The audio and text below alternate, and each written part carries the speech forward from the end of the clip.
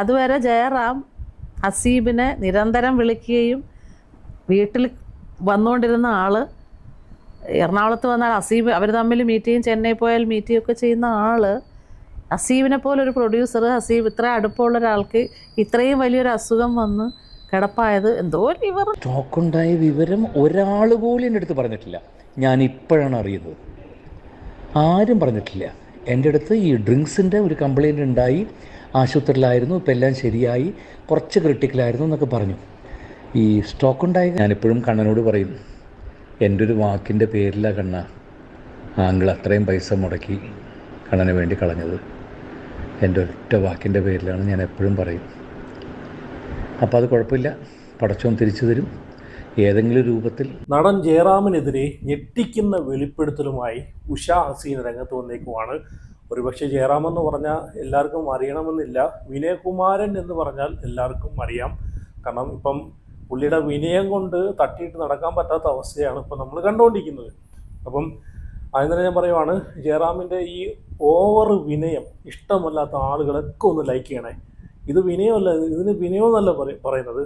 അപ്പോൾ ഈ ഓവർ വിനയം ഇഷ്ടമല്ലാത്ത ആളുകളൊക്കെ ഒന്ന് ലൈക്ക് ചെയ്യണം. എത്ര ആളുകൾ ഈ ജയറാമിൻ്റെ ഈ ഓവർ വിനയം ഇഷ്ടപ്പെടുന്നില്ല എന്ന് അറിയാൻ വേണ്ടിയിട്ടാണ്. അതുപോലെ നിങ്ങളുടെ അഭിപ്രായം വീഡിയോ കണ്ടതിന് ശേഷം അഭിപ്രായം ഉറപ്പായിട്ടും എല്ലാവരും കമൻറ്റ് ചെയ്യണം. അതുപോലെ വീഡിയോ കാണുന്നവരെല്ലാം കമൻറ്റ് ചെയ്ത് ചാനലും കൂടെ സബ്സ്ക്രൈബ് ചെയ്ത് ഫോളോ ചെയ്ത് വെക്കണം. എന്നിരുന്നാൽ മാത്രമേ ഇതുപോലുള്ള കാര്യങ്ങളൊക്കെ നമുക്ക് സംസാരിക്കാൻ പറ്റത്തുള്ളൂ. അപ്പം ജയറാമിനെതിരെ ഞെട്ടിക്കുന്ന വെളിപ്പെടുത്തലുമായിട്ട് ഉഷ ഹസീന രംഗത്ത് വന്നിരിക്കുവാണ്. അപ്പോൾ ഞാൻ ലാസ്റ്റ് ജയറാമുമായിട്ട് ഒരു വീഡിയോ, ജയറാമിൻ്റെ ഒരു വീഡിയോ ഞാൻ ചെയ്തിട്ടുണ്ടായിരുന്നു. അപ്പോൾ അതിനകത്ത് കുറേ ആളുകൾ ജയറാമിൻ്റെ വിനയത്തെ പറ്റിയിട്ട്, ഓവർ വിനയത്തെ പറ്റിയിട്ട് കുറേ ആളുകൾ പോസിറ്റീവായിട്ട് കമൻറ്റ് ഇട്ടിട്ടുണ്ടായിരുന്നു. എന്ന് വെച്ച് കഴിഞ്ഞാൽ ഈ ഓവർ വിനയം കാണിച്ച് നടക്കുന്നവരെല്ലാം ഫേക്കാണ്, ഇത് ഉടായ്പിൻ്റെ ഓവർ വിനയമാണ്, സിനിമ കിട്ടാൻ വേണ്ടിയുള്ള ഓവർ വിനയം മാത്രമാണെന്നൊക്കെ പറഞ്ഞുകൊണ്ട് കുറേ ആളുകൾ വരുന്നുണ്ടായിരുന്നു. പിന്നെ കുറേ ആളുകൾ വിനയം കാണിക്കുന്നതിന് എന്താണ് കുഴപ്പം, വിനയം നല്ലതല്ലേ എന്നൊക്കെ പറഞ്ഞ് കുറേ ആളുകൾ കമൻ്റ് ഇട്ടിട്ടുണ്ടായിരുന്നു. അപ്പം ആ വിനയം നല്ലതാണ്, കുഴപ്പമില്ല. പക്ഷേ ഇത് എന്തിൻ്റെ വിനയം എന്നാണ് ഞാൻ ചോദിക്കുന്നത്.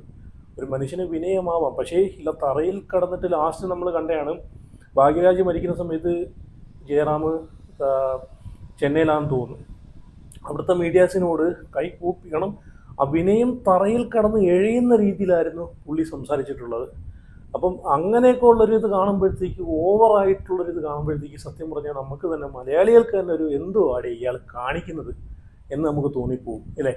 അപ്പോൾ എന്തായാലും ഞാൻ ഇവിടെ ഉഷ ഹസീനെ കുറച്ച് ഞെട്ടിക്കുന്ന കാര്യങ്ങളൊക്കെ വെളിപ്പെടുത്തുന്നുണ്ട്. പുള്ളിക്കാരിയുടെ മകൻ സ്ട്രോക്ക് വന്ന് ഇപ്പം സുഖമില്ലാതെ കിടക്കുവാണ്. അതിന് ഒരേ ഒരു കാരണക്കാരൻ ആയിട്ടുള്ളൊരു വ്യക്തി ജയറാമും അതിനകത്ത് അതിൻ്റെ ഒരു ഭാഗമാണ് എന്നാണ് ഉഷ ഹസീന പറയുന്നത്. വേറൊന്നുമല്ല, ജയറാമിൻ്റെ മകനെ വെച്ചിട്ട്, കാളിദാസിനെ വെച്ചിട്ട് ഒരു സിനിമ ഈ ഉഷ ഹസീനയുടെ മകൻ ഹസീബ് എന്ന് പറയുന്ന പയ്യൻ ആ വ്യക്തി എടുത്തിട്ടുണ്ടായിരുന്നു.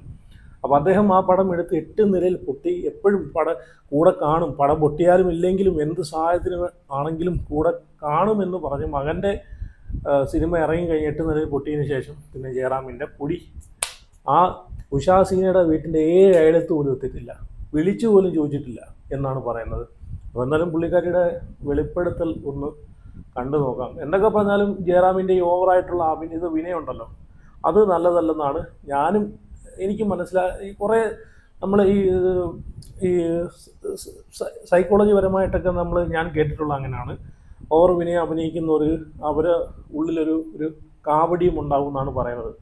എന്നാലും ഉഷ ഹസീനയുടെ വെളിപ്പെടുത്തൽ നിങ്ങളൊന്ന് കണ്ടു നോക്കേ. അറിയാവുന്നത് ഹസീബിന്റെ ഇഷ്യൂ ജയറാമേട്ടനായിട്ടുള്ള ഒരു പ്രശ്നമുണ്ടല്ലോ, അതിനെ പറ്റി എന്താണ് പറയാനുള്ളത്? അല്ല, അത് ഹസീബ് സത്യസന്ധമായിട്ടുള്ള കാര്യമാണ്, ശരിക്കുള്ള കാര്യം തന്നെ. എൻ്റെ ഫോണിൽ ജയറാമിൻ്റെ വോയിസ് എൻ്റെ കയ്യിലുണ്ട്, ജയറാം ഹസീബിന് അയച്ച വോയിസ്. അതായത് ജയറാമിൻ്റെ ഒരു വാക്കിൻ്റെ പുറത്താണ് ഹസീബ് ആ സിനിമ പ്രൊഡ്യൂസ് ചെയ്തത്. ജയറാമിനെ വെച്ച് അതിൻ്റെ തൊട്ട് മുമ്പ് ഗ്രാൻഡ് ഫാദർ ചെയ്തിട്ടുണ്ടായിരുന്നു, അതും മോശമായിരുന്നു. എൻ്റെ തൊട്ട് പിറകെയാണ് ഹാപ്പി സർദാർ ചെയ്യുന്നത്. അപ്പോൾ ഹാപ്പി സർദാർ തുടങ്ങിയപ്പോൾ തന്നെ ഞങ്ങളെല്ലാവരും പറഞ്ഞ ഹസീബിനോട് ചെയ്യരുത്, പോയ പൈസ പൊയ്ക്കോട്ടെ, ഇത് ശരിയാവത്തില്ല, ഈ പടം നിന്നെ എന്താ പറയുക, അതുപോലെ നമ്മൾ മനസ്സിൽ വിചാരിച്ചതുപോലെ തന്നെ സാമ്പത്തിക നഷ്ടം മാത്രമല്ല, അവൻ്റെ ആരോഗ്യവും പോകേണ്ടൊരവസ്ഥയുണ്ടായി. ജയറാം പെടുത്തി എന്നാണോ പറയുന്നത്? ജയറാമിൻ്റെ ഒരു വാക്ക്, ജയറാം പറഞ്ഞത് ജയറാം കൂടെ ഉണ്ടാവും, ഞാൻ ചോദിച്ചപ്പോൾ ഹസീബ് നേരത്തെ പറഞ്ഞ ജയറാമേട്ടനോട് പറഞ്ഞ വാക്കാണ്, നമ്മളെല്ലാവരും പറഞ്ഞത് ജയറാമേട്ടനോട് ഞാനൊരു വാക്ക് പറഞ്ഞു, അതെനിക്ക് പാലിക്കാതിരിക്കാൻ പറ്റത്തില്ല. അത് പഞ്ചാബിലൊക്കെ പോയാൽ ഷൂട്ട് ചെയ്ത്. അപ്പോഴും എൻ്റെ ഹസ്ബൻഡ് പറഞ്ഞു. അപ്പോൾ പുള്ളിയും പറഞ്ഞത് പഞ്ചാബിൽ പോയിട്ട് വന്നിട്ട്, വേണ്ട ഹസീബ്, അത് കൈവിട്ട് പോവും, ശരിയാവത്തില്ല, വേണ്ട, വിട്ടേക്ക്. അപ്പോഴും അവൻ ജയറാമിനെ വിശ്വസിച്ചു. ജയറാമിന് കൊടുത്ത വാക്ക്, ജയറാമിൻ്റെ മോനെ വെച്ചല്ലേ ചെയ്യുന്നത്. അവരെ ഒന്നും വിശ്വസിക്കരുത്. നമുക്കിവരെയൊക്കെ നന്നായിട്ട് അറിയാവുന്നത്, എത്രയോ വർഷങ്ങളായിട്ട് അറിയാവുന്നത്. ജയറാം എപ്പോഴും വരുമായിരുന്നു. അതിലേ പോയാൽ അവിടെ വന്ന് ഭക്ഷണം കഴിക്കാതെ പോകത്തില്ല. ഭയങ്കര സ്നേഹമായിരുന്നു. ആ ആള് ഈ പടം ഫ്ലോപ്പായിട്ട് ഒന്ന് ഫോൺ ചെയ്ത് പോലും ചോദിച്ചിട്ടില്ല എന്താണ്. അതിനുശേഷം അവന് ഒരുപാട് സാമ്പത്തിക ബാധ്യത ഉണ്ടായി. അവന് സ്ട്രോക്ക് വന്നു. മരണത്തിൽ നിന്നാണ് രക്ഷപ്പെട്ടു വന്നത്. അപ്പോഴൊന്നും എത്രയോ ആൾക്കാർ ഹസീബിനെ കാണാൻ വന്നു. അതിലേ പോയാൽ ഇപ്പോഴും നമ്മുടെ 7 Hours വിജയകുമാറിനെ പോലെയുള്ള ആൾക്കാർ, ബാദുഷ, പിന്നെ അതുപോലെ സുബൈർ, അവനുമായിട്ട് ബന്ധമുള്ള എല്ലാവരും. ഓക്കെ, ഇപ്പോൾ ഹസീന പറഞ്ഞത് കേട്ടല്ലോ. ഇപ്പം ഒരു പഴഞ്ചൊല്ലുണ്ട്, പാലം കടക്കുവോളം നാരായണ, പാലം കടന്നു കഴിഞ്ഞാൽ കൂരായണ എന്നുള്ള ചൊല്ലുണ്ട്. ജയറാമിൻ്റെ മകനെ വെച്ച് എനിക്ക് തോന്നുന്നു മലയാളത്തിൽ ഒരു സംവിധായകരും ഒരു ഡയറക്ടർമാരും സിനിമ എടുക്കുമെന്ന് എനിക്ക് തോന്നുന്നില്ല. കാരണം എനിക്ക് കാളിദാസിൻ്റെ അഭിനയം അത്ര നല്ലൊരു അഭിനയമായിട്ട് എനിക്ക് തോന്നിയിട്ടില്ല. അതുകൊണ്ട് ഈ കാളിദാസിൻ്റെ പടം, കാളിദാസിനെ വെച്ചൊരു സിനിമ എടുക്കാൻ ഈ ഹസീബ് കാണിച്ച ധൈര്യം സമ്മതിച്ചേ പറ്റും കേട്ടോ.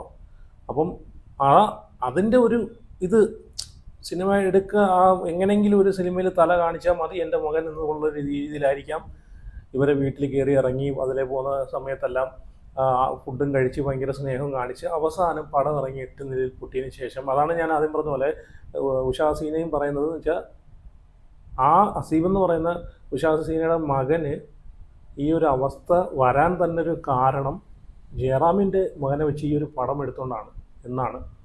കാരണം പടവും പൊട്ടി മാനസികമായിട്ട് തകരുകയും ചെയ്ത് കടബാധ്യതയും കൂടി അവസാനം സ്ട്രോക്ക് വരെയും ടെൻഷനും BP ഒക്കെ കൂടിയിട്ടായിരിക്കാം സ്ട്രോക്ക് വരെയൊക്കെ ചെയ്തൊരവസ്ഥ വരെ വന്നു. അവസാനം ജയറാമും കഴിഞ്ഞു, തിരിഞ്ഞു പോലും നോക്കിയില്ല. ഒന്നുമില്ലെങ്കിൽ തൻ്റെ മകനെ വെച്ചിട്ടൊരു സിനിമ എടുത്തൊരു വ്യക്തിയല്ലേ, കുറച്ച് മരുന്ന് മേടിക്കാനോ അല്ലെങ്കിൽ ഒന്ന് വിളിച്ചൊന്ന് ആശ്വസിപ്പിക്കെങ്കിലും ഇത് ചെയ്യാമായിരുന്നു അല്ലേ. എന്തെങ്കിലും ഈ ഒരു ഇൻ്റർവ്യൂ കണ്ടിട്ടാണെങ്കിലും ഈ ഒരു വീഡിയോ കണ്ടിട്ടാണെങ്കിലും സഹായിക്കാൻ പറ്റുമെങ്കിൽ ഇനിയെങ്കിലും സഹായിക്കുമോ, അതെനിക്ക് പറയാനുള്ളൂ.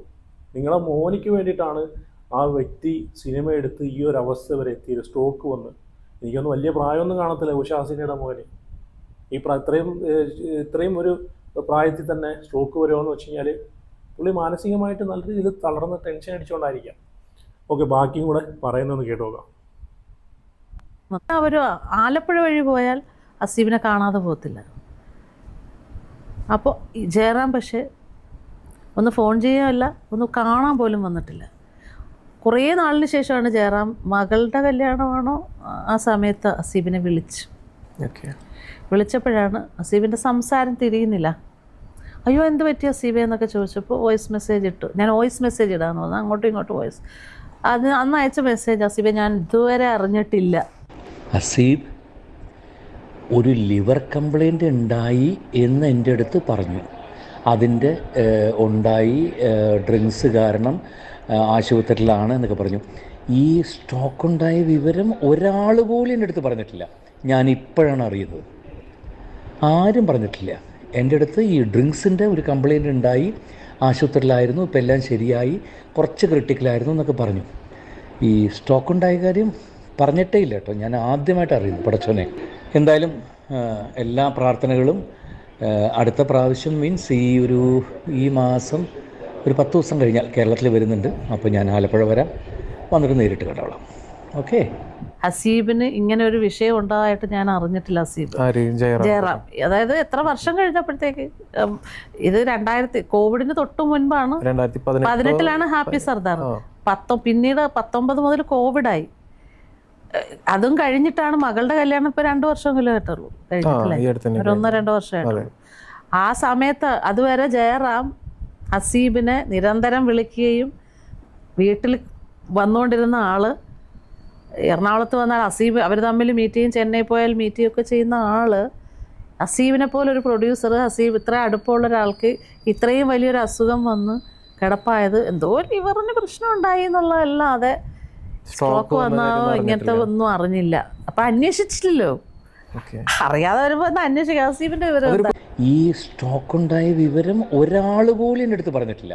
ഞാൻ ഇപ്പോഴാണ് അറിയുന്നത്. എന്താ അല്ലേ സ്വന്തം മകനെ വെച്ചൊരു പടം എടുത്ത് പൊട്ടി പാളീസായ ഒരു മനുഷ്യനെ കാണാൻ പോലും ഇതുവരെ പോയിട്ടില്ലെന്ന് പറയുമ്പോഴത്തേക്ക് ഒന്നും വേണ്ട. ഇത് അറിഞ്ഞ സമയത്ത് ജയറാമ പറയുന്നുണ്ട്, അയ്യോ ഞാൻ അറിഞ്ഞിട്ടില്ല സീബേ എന്നൊക്കെ പറയുന്നുണ്ട്. അത് കേട്ട് കഴിഞ്ഞാൽ തന്നെ അതാണ് ഞാൻ പറഞ്ഞത്, വിനയം അങ്ങോട്ട് ഒഴുകി പണ്ടാരമടങ്ങുവാണ്. ഞാൻ എന്തുവാടി ഇതൊക്കെ. അപ്പോൾ അറിഞ്ഞ സ്ഥിതിക്കെങ്കിലും നിങ്ങൾക്കൊരു ഒന്നും വേണ്ട. നിങ്ങളെ മകനെ വെച്ചിട്ട് ഒരു പണം ചെയ്തു, എങ്ങനെയാലും മകന് കിട്ടാനുള്ള പൈസ കിട്ടിക്കാണുമല്ലോ. ഒരു 1 ലക്ഷം രൂപയെങ്കിലും കൊടുക്കാൻ നിങ്ങളെ കയ്യിൽ ഇല്ലാഞ്ഞിട്ടല്ലല്ലോ. കൊടുത്തൊന്ന് സഹായിക്കാമായിരുന്നു അല്ലേ? അതുപോലെ ആലപ്പുഴ വഴി പോകുമ്പോൾ വരാമെന്ന് പറഞ്ഞ മനുഷ്യൻ അതിനു മുമ്പ് അതിലേ കൂടെ പോകുന്ന സമയത്തെല്ലാം ഇവിടെ കയറി ഓസിന് ഫുഡും മേടിച്ച് അടിച്ചിട്ട് പോകുന്ന ആള് പിന്നെ ഇന്ന് വരെ അവിടെ പോയിട്ടുമില്ല. കല്യാണത്തിനാണ് പിന്നെ വിളിക്കുന്നത്. അതെന്തോ ഭാഗ്യം കൊണ്ട് വിളിച്ചേക്കണം. രാജസേനൻ്റെ ഒരു ഇൻ്റർവ്യൂവിനകത്ത് ഞാൻ കണ്ടായിരുന്നു, രാജസേനൻ ജയറാമിനെ കല്യാണത്തിന് വിളിച്ചു, പക്ഷേ പോയില്ല. പക്ഷേ ജയറാമിൻ്റെ മകളുടെ ഒരു കല്യാണം വന്ന സമയത്ത് രാജസേനനെ വിളിച്ചില്ലെന്ന് പറഞ്ഞൊരു ഇൻ്റർവ്യൂവിനകത്ത് രാജസേനൻ പറയുന്നവരെ കണ്ടായിരുന്നു. ഈ ബാക്കി കൂടെ കേട്ടു വെക്കാം, കുറച്ച് കാര്യം കൂടെ ഹസീന പറയുന്നുണ്ട്. അറിയാതെ വരുമ്പോൾ ഒന്ന് അന്വേഷിക്കാം. ഹസീബിൻ്റെ വിവരം അതൊരു എന്താണ്? കുറ്റബോധം കൊണ്ടാണെന്ന് തോന്നുന്നുണ്ടോ? ലൈക്ക് അയാൾ പറഞ്ഞതല്ലേ, എന്തെങ്കിലും തട്ടുകേട് വന്നാൽ ഞാൻ കൂടെ ഉണ്ടാവുമെന്ന്. അത് പിന്നെ സത്യമാണെന്നുള്ളതിൻ്റെ വോയിസ് മെസ്സേജ് ഹസീബിൻ്റെ അയച്ചിട്ടുണ്ട് പുള്ളി. ഞാൻ എൻ്റെ ഒരൊറ്റ വാക്കിൻ്റെ പുറത്താണ്, ഞാൻ എൻ്റെ മോനോട് എപ്പോഴും പറയും, എൻ്റെ ഒറ്റ വാക്കിൻ്റെ പുറത്താണ് ഹസീബ് ഈ പ്രശ്നത്തിലേക്ക് ഈ പടം എടുത്തത് എന്ന് ഞാൻ എപ്പോഴും മോൻ്റെ അടുത്ത് പറയും. അതിന് വേണ്ട നമുക്ക് ചെയ്യാം എന്നൊക്കെ പറഞ്ഞിട്ട് ഞാൻ അടുത്ത ആഴ്ച അതിലേ വരാമെന്ന് പറഞ്ഞാൽ ഇന്ന് വരെ വന്നിട്ടില്ല. എൻ്റെ എന്താ പറയുക, ഞാനിപ്പോഴും കണ്ണനോട് പറയും, എൻ്റെ ഒരു വാക്കിൻ്റെ പേരിലാണ് കണ്ണ ആങ്കിൾ അത്രയും പൈസ മുടക്കി കണ്ണന് വേണ്ടി കളഞ്ഞത്. എൻ്റെ ഒറ്റ വാക്കിൻ്റെ പേരിലാണ്, ഞാൻ എപ്പോഴും പറയും. അപ്പോൾ അത് കുഴപ്പമില്ല, പടച്ചോൻ തിരിച്ചു തരും. ഏതെങ്കിലും രൂപത്തിൽ ദൈവം എപ്പോഴും കൂടെ ഉണ്ടാവും. എപ്പോഴും നമുക്ക് സംഭവിച്ചത് നല്ലതെന്നല്ലേ വിചാരിക്കുക. ചിലപ്പോൾ ഇതിൽ നിന്നായിരിക്കും വേറെ ഉണ്ടാവുക, എത്രയോ നല്ലതുകൾ ഉണ്ടാവേണ്ട ഇവിടെ നിന്നായിരിക്കും.